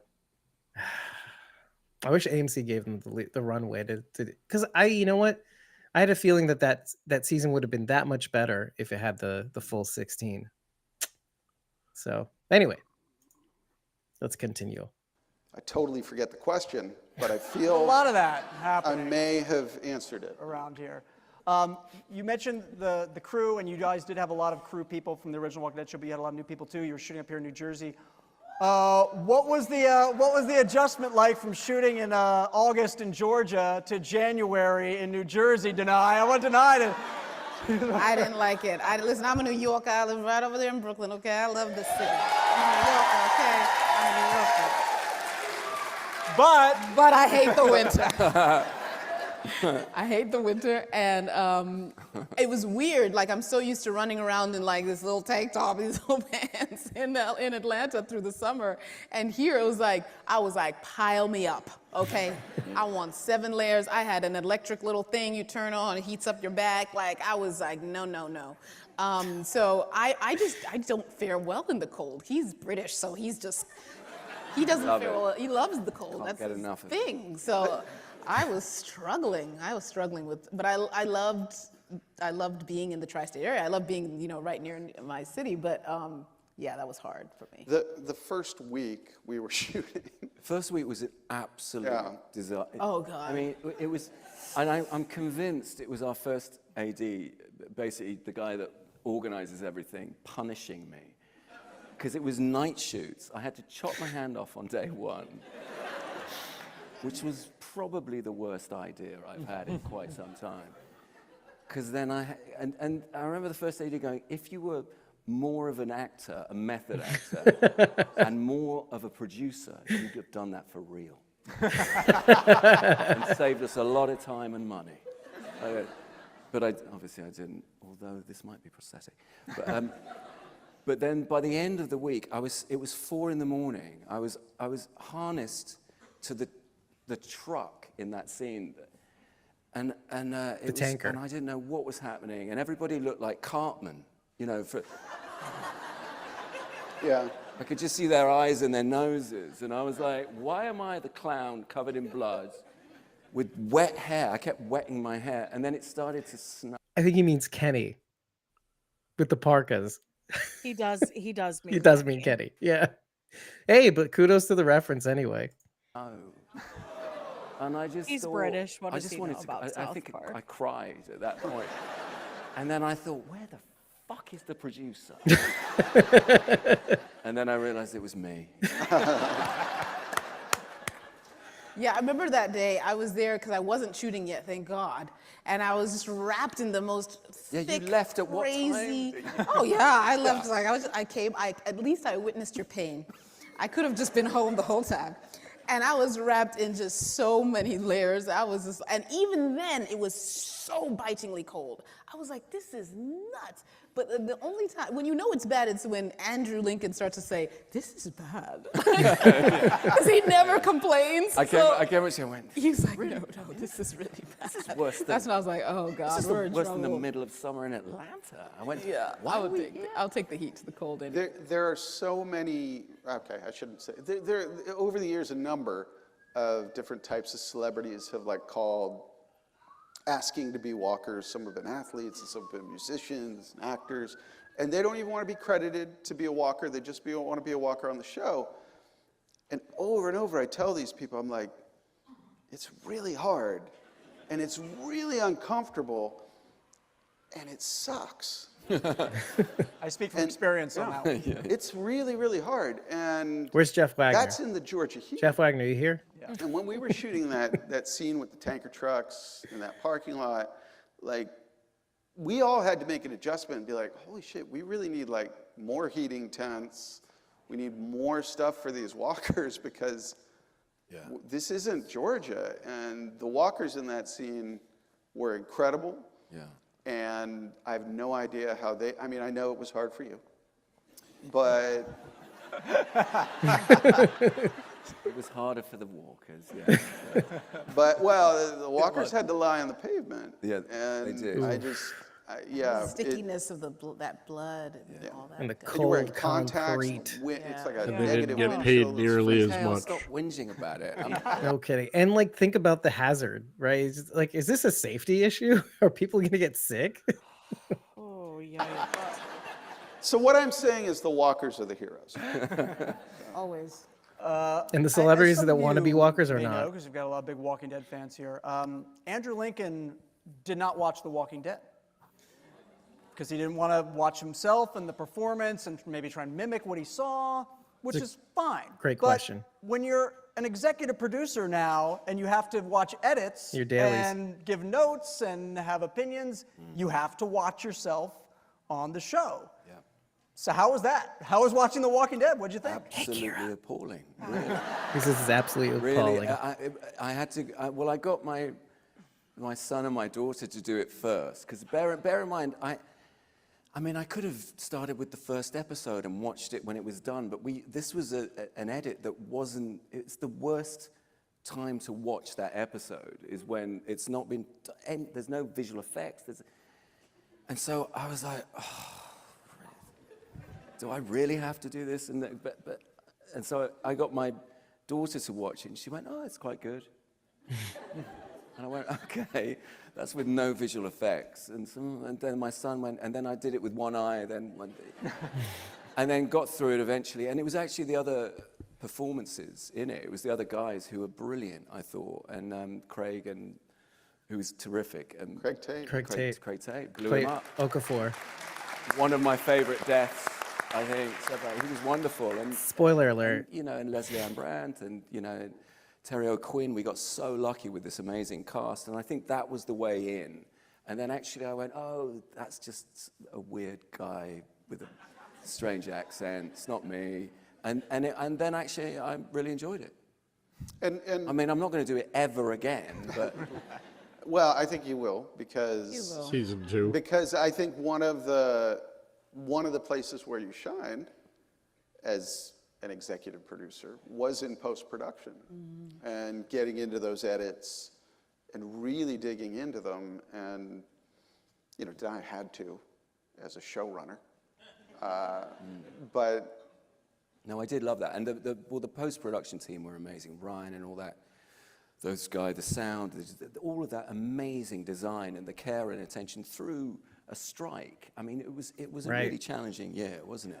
I mean, that was the other thing. We just had to step away from it for a good while and hope it was going okay. Yeah. Well, it really made a monster of me, I think, because now I want to always be in charge.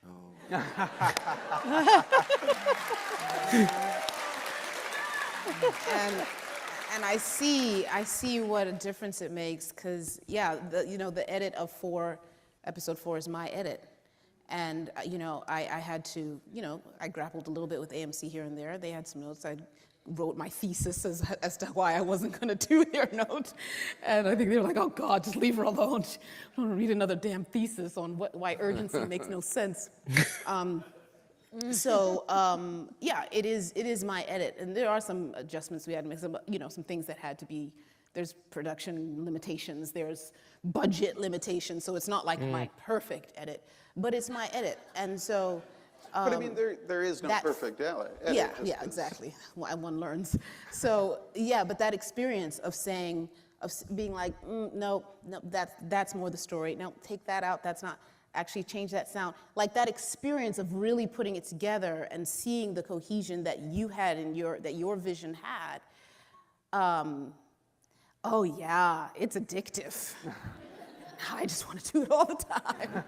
Because you just see how, you might see something you're in or a part of, and you might get frustrated with certain things. And you see how sometimes it's just there are a lot of details, and it just takes the person who's really, really got the whole story in their head very deeply to get it to the finish line the way they need to. And I would say, I didn't want to just say it was just episode 4. You were in on all these episodes, and Andy was in on all these episodes, and all of us working in post. It was a pretty feverish pace, because once the strike ended, we could come back and go over everything. And that was another time when sort of dividing and conquering the work was critical, and we would all be working on different things at the same time. That was an incredibly lucky thing towards the way that we made this show, all three of us together, because the compression that this show had post-strike was bananas. Yeah, I was very relieved when Andy started to watch it, because it just felt like we need you to be in here. And in you truth, need to finish cooking this meal. Well, in truth, it was episode 2 that was the thing that made me so excited about it, because it was largely. Am I allowed to say that? No. Andy, But yeah, well, you know what, audience, fellow hosts, kudos to Andy for watching himself. It goes in line with what many people do when they start like a podcast or creative endeavor, and they actually have to listen to themselves in the edit. And they have to edit themselves out. Yeah, you know exactly what I'm talking about, Bridget.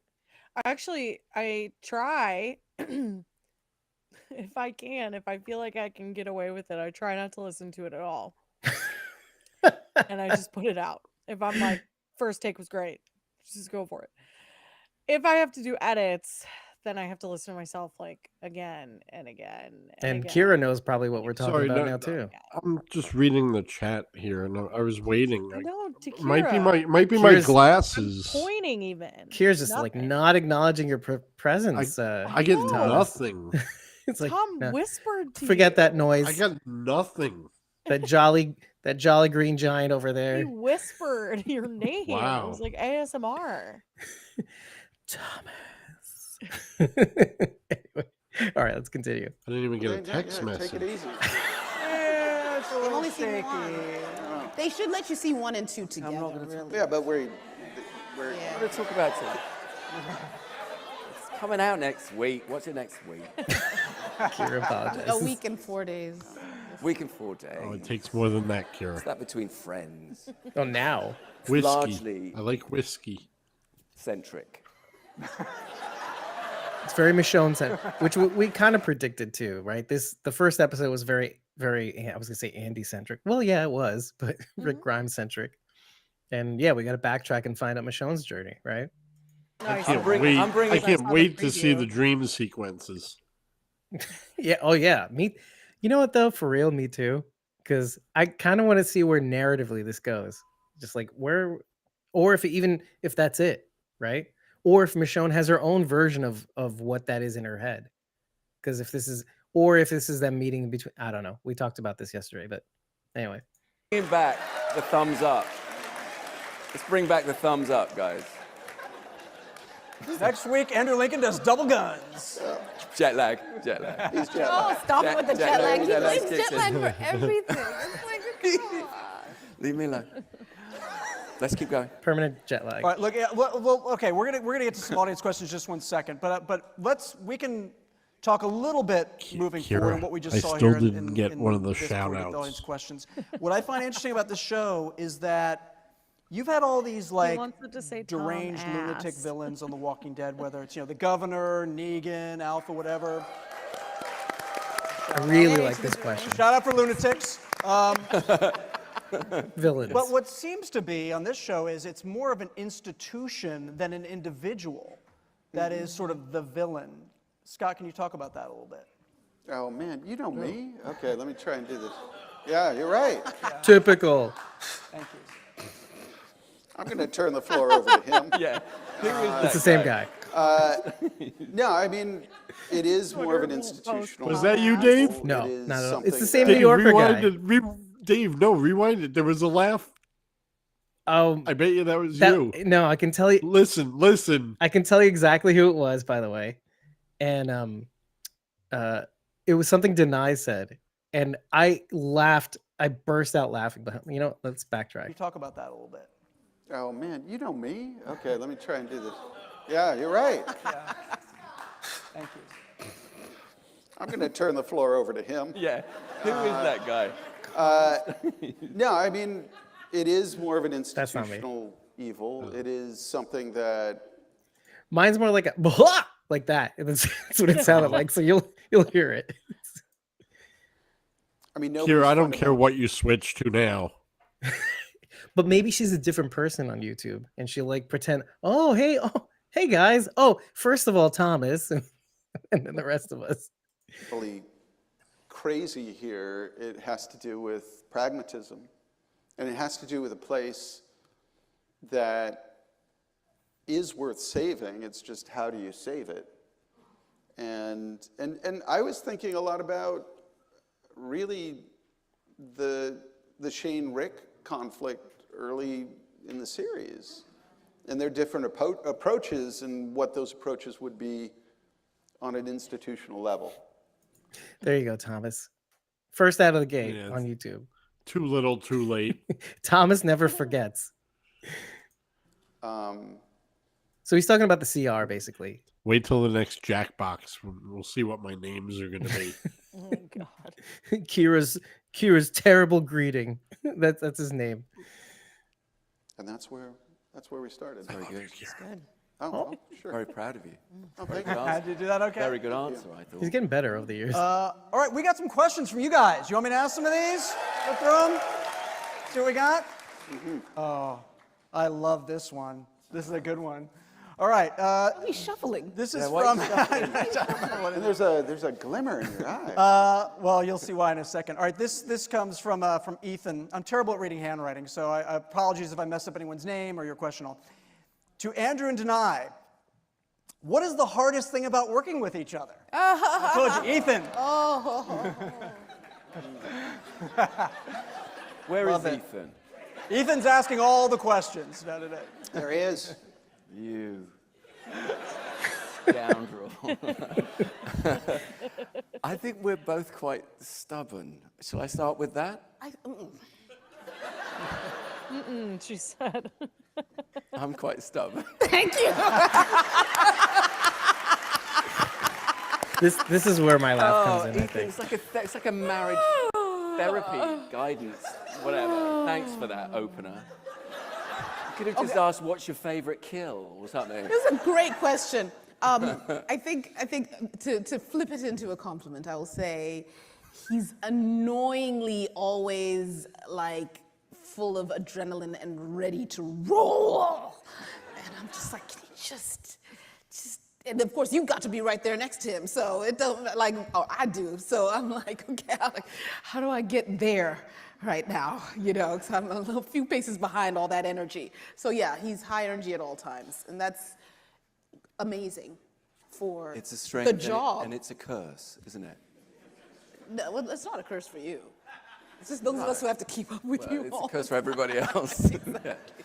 But it's great. It's such a great example. Just I just don't do caffeine, so I don't know what to do. Yeah.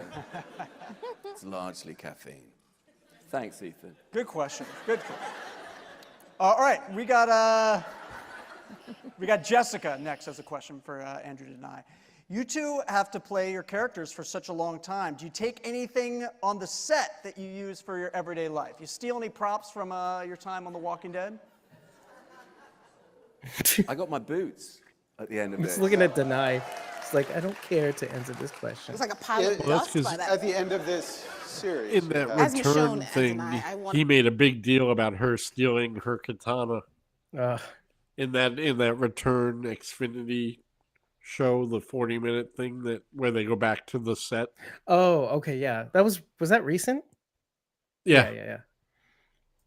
one of those things removed. Am I so allowed to often. say that? I mean, Because I die at okay. Oh. I mean, I have my sword, but I had my sword before we shot. I finally got it during the Coda shoot, so I loaned it to this production. It was on loan. Is it still on loan? Oh, you see, Dalton, I've been doing this too long to fall for that. I tried, people. Yeah. I tried. All right, Scott, for you, this is from Stefan. What level of craziness should we expect for the last 5 episodes? Because I don't think anyone, and that's boxed, I don't think anyone thought Rick and Michonne would reunite on episode 1. I love this Now, question. we got you with that, didn't we? Yeah, right? Yeah. I didn't think it would happen so quickly. I saw people were worried they were only going to meet in episode 6. I was like, yes. Right? Yes. I will say that, in the one hotel near Central Park, that conference room, that's where we were really getting into that Yeah. structure. I like the cliffhangers. And there was a lot of tug of war, not between us. Yes, Kira, there's going to be a season 2. Well, yeah. So what she's referring to is specifically that if they had taken this off, if there was only going to be the one season, would they still have done it? Really? That's a question. With that structure, With AMC. but there was a lot of She says it. We had to fight AMC to get that in the first episode because they were like, "Nah, don't make them." No, I think Kira's saying if season 2 was off the table, Danai would have said, "I got my katana back." Oh, okay. But what? I'm assuming that's because that's why Dalton asked that question. Is it still on loan? Right. Because he wanted to know if there was going to be a season 2. Right. And she would have, if there wasn't, she would have said By the no. way, we paused in the worst face. I love it personally. It was great. That looks like Sharondy when her internet goes out. Oh, yeah, basically. But going back to the subject here, though, let's just keep watching. it could have been anybody. She calls out that AMC, we basically. AMC, I don't care. Had that. I don't care. But then the Tug of head of war. AMC said to me at the premiere in LA, he was like, that was great what you guys decided to do with that. It's like, yeah, aren't you glad we didn't listen to you? Shots fired. And Because at the end of the day, it benefits everybody. You know what I'm saying? Oh, Heather. Heather tipped us $5 on this. Wow, does that mean I get $1.25? We actually take $5 from you, a whole $5, because Heather. Actually, Heather, give us more money so we could take more money from Thomas. Just kidding. Actually, checks in the mail. and to get back to the last I give question, Thomas 50 Danai is personally. absolutely stubborn, but Oh, she just sent me $20. But this is it, by the way. This is it. So I'm sorry. Hold on a second. Scott says Danai is totally stubborn, and I burst. I think this was it. You guffawed. and to get back to the last question, Danai is absolutely stubborn, but that is what makes her an amazing producer and a force of nature. Yeah. And she does. Through this production, There's definitely that, at though. points was an immovable object, for the production. And it was critical. And coming up with some really unique solutions to problems that I'm not going to bring up now. But that helped out a lot. Is it Stefan or Stefan? All right, there you are. And then level of craziness, level of craziness. Isn't that sweet, by the way? He just stops the whole answer and he goes, "It's Stefan, right?" Yeah. Anyway. 10 out of 10 level of craziness. It gets crazy. Oh, yeah. Andy, you were pushing that a little bit, weren't you? I know you wanted this to be, if you were going to come back, you wanted to be bold. You wanted to take some risks. You wanted to go big. Yeah, I think so. Well, I chop off the other hand. And then he moves on to the feet. Then the feet. Yeah. And then it's a mind looking so disappointed. No, it's terrible. Yeah. Terrible idea. Every solution to an action problem Is cutting off. It's like a game of hangman. All right. Especially in episode 4. No, I'm sorry. That's just too much. Wait a minute. Next question's from Tabitha. Man, I have a prediction for that episode, but Sex scene. that's kind of where I was going, right? Like, That's but what like I was very thinking. graphic. Anyway, Well, yeah, but you're not going to see his appendage. I don't know. He said bold and take risks. No. You will not see Penis! his British. Penis. Anyway, that's what I am literally going to say that if I see a penis. I'm going to record it too. Record my reaction. Make sure you point. And point. Yeah. Penis. Who has a question for Andy? How did it feel to bring back the Southern accent? Oh, it was quite weird being in New Jersey, and Come on, man.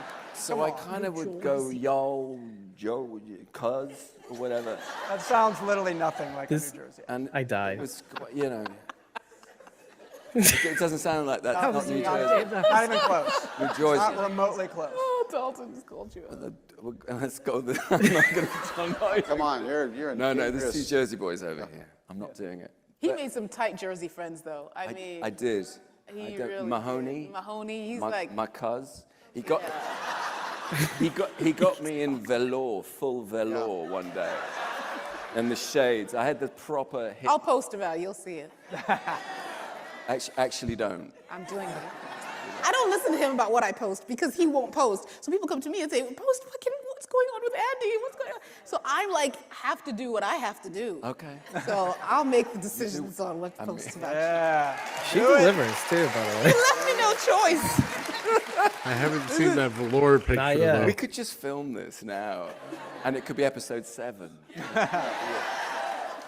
Beyond Live the in DVD. front of a studio audience. Yeah, live. He wanted to do a live He episode. did. That's right. He did. I'm not giving up on That it. work. He did. Yeah. I was In like, fact- I was in like, fact, when I Gimple, back to you're say do it. crazy. You know what? Actually, there was a brief moment, and you might remember this, where I was like, episode 4 should be live. You did say that. And I said, go sit down somewhere. Not gonna Definitely work. a sex scene. In We're going to New York. do a live episode of The Walking Dead. Graphic penis live stream Hold him to it. episode 4. I mean, it could be amazing. Could be amazing. And you did take a second to get the accent back, though? It's been a few years. Like, did you have to, like, Yeah, a little bit? yeah. It did, I mean, it because was you the could hear weirdest it thing was transitioning first with all lines the of crew dialogue. that didn't. When I was it producing, wasn't I had quite this stupid voice. back where and it then, needed to be. And then He gets one there, day I but- showed up to work and started, and Denise, our lovely executive producer, Denise, she just went, "Oh, just ignore him. That's what he does now. He's gonna be in Southern for the rest of the shoot." And everyone's like, "Really?" And they went, "Yeah, he's gone." That's the way it works. And it was Adrian, who was so lovely. He was just going, okay. Like this. He didn't know who had arrived. But Adrian was our director of photography. Yeah. I mean, it was weird because like he would stay in it all the time. And then when one day we went for theater and a movie, theater and a dinner. episode And 6. I sat down and he was British again. Maybe. Yeah. And I was like, She was, yeah. it's jarring. You were like, don't do that. It's jarring. He said, oh, give me a break. Just let me have it. Yeah, let me have some pasta and then Let me just DVD eat a little bit. releases. Some pasta. instead of pasta. Some pasta. Pasta. Pasta. They say pasta. Everything else is all. The Midwest When does they say that too. Pasta, right? I know, that doesn't make sense. It doesn't. No. They also say zebra. Literally listen to you guys do act. What? Zebra. They also say zebra. Yeah. It really bugs And me. Kira, no, I was lying, Kira. Yeah. I'm not good enough for screeners Right. or chocolate. Apparently, You know what it is? He expects he wants wants AMC to like, here are your screeners. I bet Even though you didn't ask for that. you didn't ask for We just screeners, but here they knew. are. You're the We best just knew super that you fan wanted ever. them. But I think they should. AMC. You know I what? didn't get my chocolate. I'm gonna talk to them. I'm gonna say, guys, you really dropped the ball. You should really. I should read you the message I wrote to them about the chocolate. I was it so was for real? jealous Okay. when I saw Oh no, I someone wrote them. else I with wrote them a chocolate. message, and it was kind of like an "It's not you, it's me" thing. And then I changed my mind and said, "No, it's you." We're gonna, And it was like right around Valentine's Day. Or I feel like something. It I was should put this funny. on the screen somewhere, but we're live, so we can't. Accents all night long. It's just like a traveling road show. All right, next question comes from Andy Burt. Andy Burt, you guys are gonna have to Any relation, exercise the Rachel? mental Rolodex on this one a little bit. For both Danai and Andy. Danai, you can go first. When did you think was the moment when Michonne fell in love with Rick, and vice versa? And speaking of love, happy belated birthday / Valentine's Day to Danai. Yay!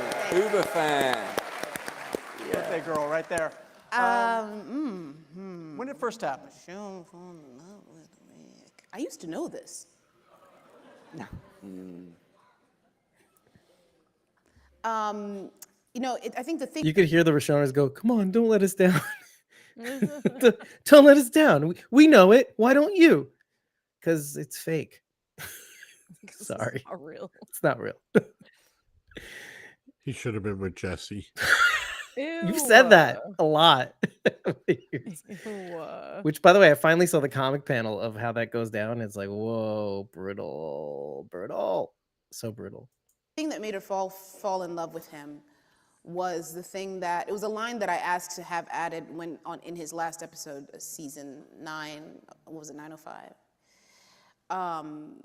Which is when he's in a hallucination, and she's saying, the reason why I fell in love with you or something is because you're a fighter, and you never stop fighting, something like that.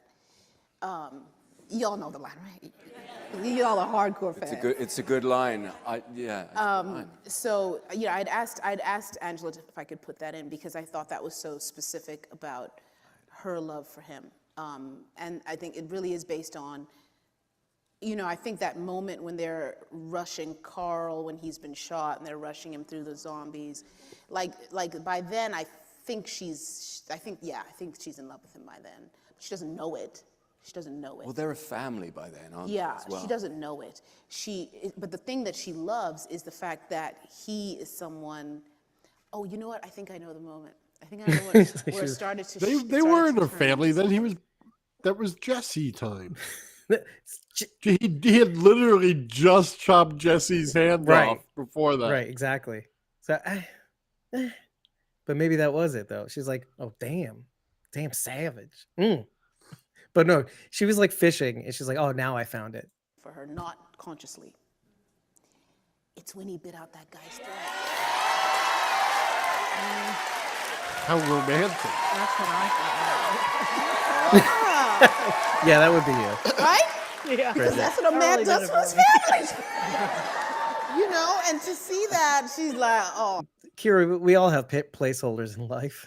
Kira, don't go there. Jesse was Rick's woman. Yeah, and Rachel says he quote unquote severed ties with Jesse. He served. No, he served. No, think she they said would 7. never have worked out because their names don't go together. Rishon goes together. You're saying It's- it Rashon instead of It would be Jick. It would be Jick, Jesse, and neither one of those work. I think I kind of like Ressie. No. And Rixie. No, it was just annoying. Rixie sounds like Trixie, like Trixie Hobbitses. That doesn't sound good. Oh, that's a relationship. They bond over Gollum. Okay. Yeah, they Oh, hey, Gollum. They listen, call him Gollum, all right. get better than Wow. this. You know what I mean? I think that was it. That was That's the amazing. Somebody should recut that sequence with the song Dreamweaver. Weaver. Andy. Use like No, I- not a I Dreamweaver. have no reference. idea. I had no idea how to follow that. Hey, That's the Lois. greatest answer. That was it. That Hey, was Lois. the moment when he bit. Rachel, do you like what I said? I knew what you meant, so I said it the way I knew you meant it. So, hey, Lois. Hey, hello, Tis. Anyway, The man's Yeah, throat that's out. it. That's it. I think, well, Norman seems to say that I was checking you out. You were in once. You know, I think he was right. I might have been, but that was way back, wasn't it? Quite. That was season 3. Yeah, maybe then. It's just Had my wife Andy just checking her eaten at out. that point? Wife, I thought maybe she meant Rick was checking her. Like, his wife just died. Of course, he is a dude, so that would make a difference. Well, everybody checked Lori out. So well, Lori kind of checked out. Also, Ah! in kind of a Rick default thing. in Andy's voice, I'm like, Rick didn't bite that guy's throat out. He dined on his esophagus. He dined on his carotid. She was eaten. Thank God. We met That's after. the height of bad manners, I would say. Yeah. It's funny. I- Oh my god. We'll leave that one there. Yeah. Danny has a question for Danai. We talked about this a little bit, but Danny wants to know what the process was like to writing episode 4. And so what I'm going to do is sort of expand on that question a little bit tonight, because as I think most of you know, Danai Gurira, extremely accomplished playwright. Incredible shows on the Broadway and off-Broadway. So you know how to write. How was this different than that? How was writing for the screen different from writing on the stage, if at all?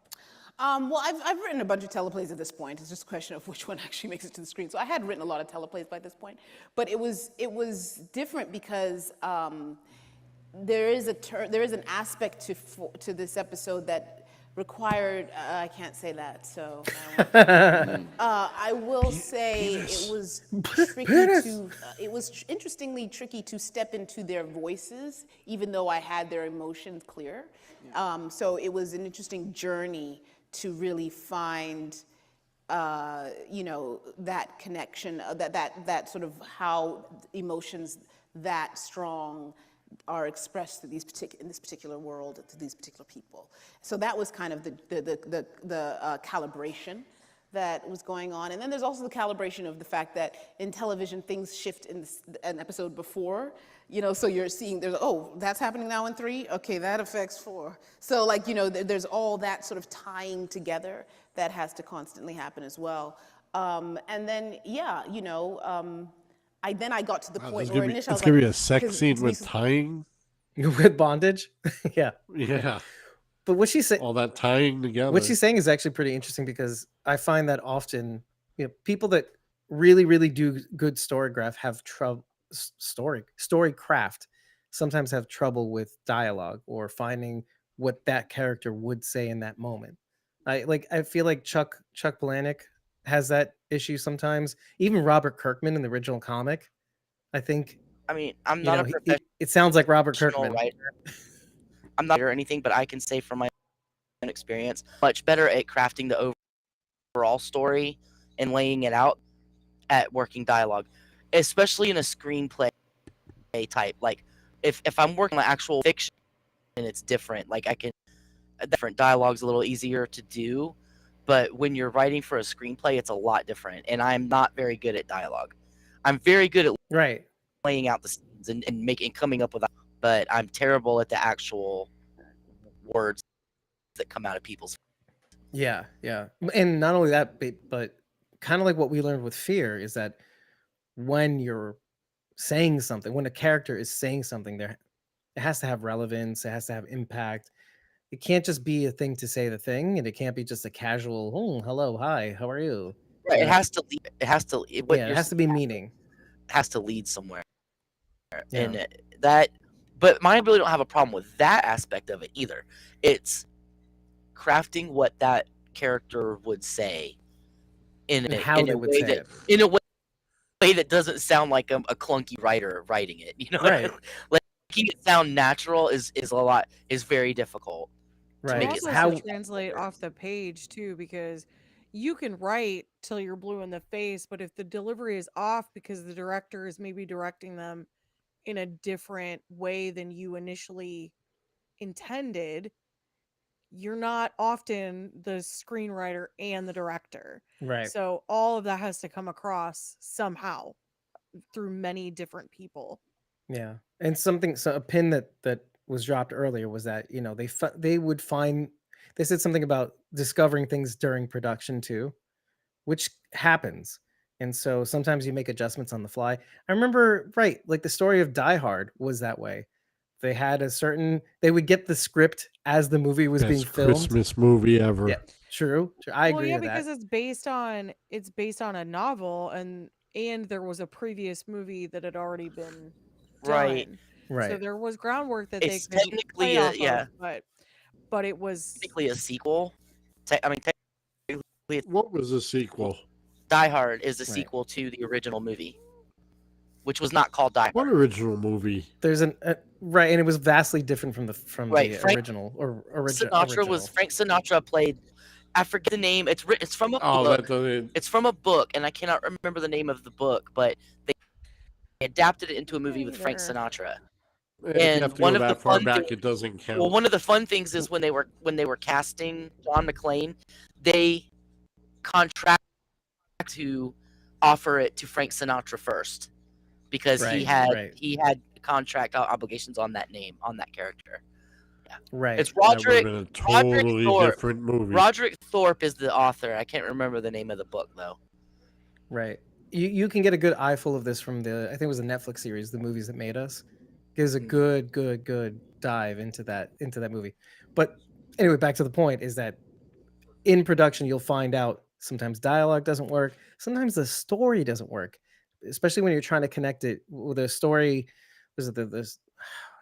Sometimes they have continuity people that will track, you know, where the story is going, what they filmed, and how it connects to different episodes, and it won't work. And they have to kind of make it tighter. They have to go back, post-production, etc. So I'm glad to hear that we got that little bit of nugget that things were changed on the fly to kind of make it that much better, and maybe even the dialogue too. So I'm curious to see what we see. Was like, Danai, can you please write 4? Like Gimple's like, there's a lot, it's a lot. So I was like, okay, fine, I'll write 4. And then I was like, here, just do it. And then after a while, I was like, no. Actually, after going into it and deep and getting more and more like in it and doing it more and more and more as it gets built as an episode, I was like, my precious, you know. So like a lot of times, showrunners get to wait. Jesse's here. Yeah, just kidding. To have the you know, the, what's it called? The final draft file to do whatever they want with. He never touched that at all. I was like, no. Well, I pitch things. You would pitch things to me, and I would choose it and say yes or no.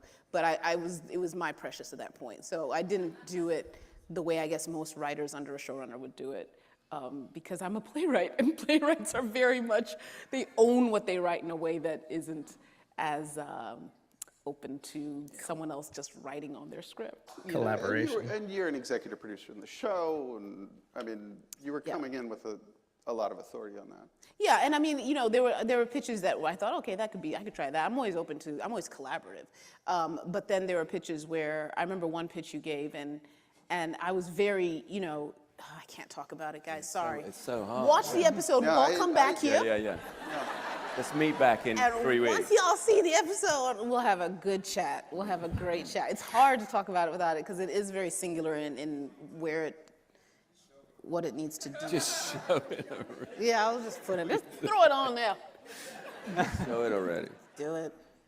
So yeah, it was an intense journey. It was an intense journey, you know, because, you know, of course I wanted this gentleman to be happy, and I also wanted to give him a workout, because he's such a great actor. So I wanted to put a lot on his plate. Definite sex scene. Definitely sexy. And that's why I was also trying to. It was a lot of words, wasn't it? Yeah, you were Good words, but a lot of words to learn. And good. You got it. You're from theater. And I would say of that episode you just saw, a lot of those words that Rick says, you know, in that helicopter were Andy's. Yeah, yeah. Were they? The whole thing about the father and the burning of the barn and all that stuff. What did you say, Bridget? I was like, he says like next to nothing in the helicopter. I was just thinking of the beginning of the scene where the guy's like, "You haven't been talking much." Yeah, exactly. He's saying exactly nothing. All right, fine, I'll give you a story. Here's a story. But this is a pretty good nugget, though. That's Oh yeah, but that was just me riffing, and then you turned it into something much better. I can't write.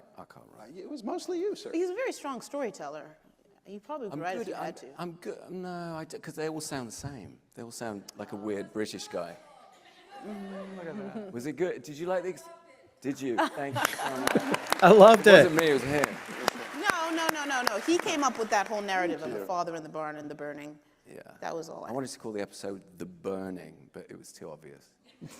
Too Those are the great And, ideas I come up and with. Stephen already took that title. Oh yes, he did. Stephen King? All right, we saved the most important question for last. It comes from Anthony, who says, Rick and Michonne almost share a pizza this episode. Did you try any great New Jersey pizza? Okay. We need to stop right here and just say, and I don't know if everybody's going to agree with me. New York pizza is better than Jersey. I disagree. I think New Jersey pizza is better than New York. Oh no, not even close. It's the same pizza. It's just, No, same no, immigrants. Well, Dave, you know my No. feelings on New Jersey pizza because Oh, you we had a had bad a really experience. long conversation about it. No, at your dinner table, you, me, and Evelyn talked Takira, about you it won't. because we were eating pizza from New York, and I was like, this reminds me of the pizza that I grew up eating. And there's like one pizza restaurant in North Carolina, and it's weird. And I like go on to describe the atmosphere, and you and Evelyn were like, that's a New Jersey pizza parlor. And I was like, I've never been to New Jersey. I don't know why there was one in North Carolina, but there was. Oh, wait a minute. Nothing beats New York pizza. I just, it's the same pizza. It just.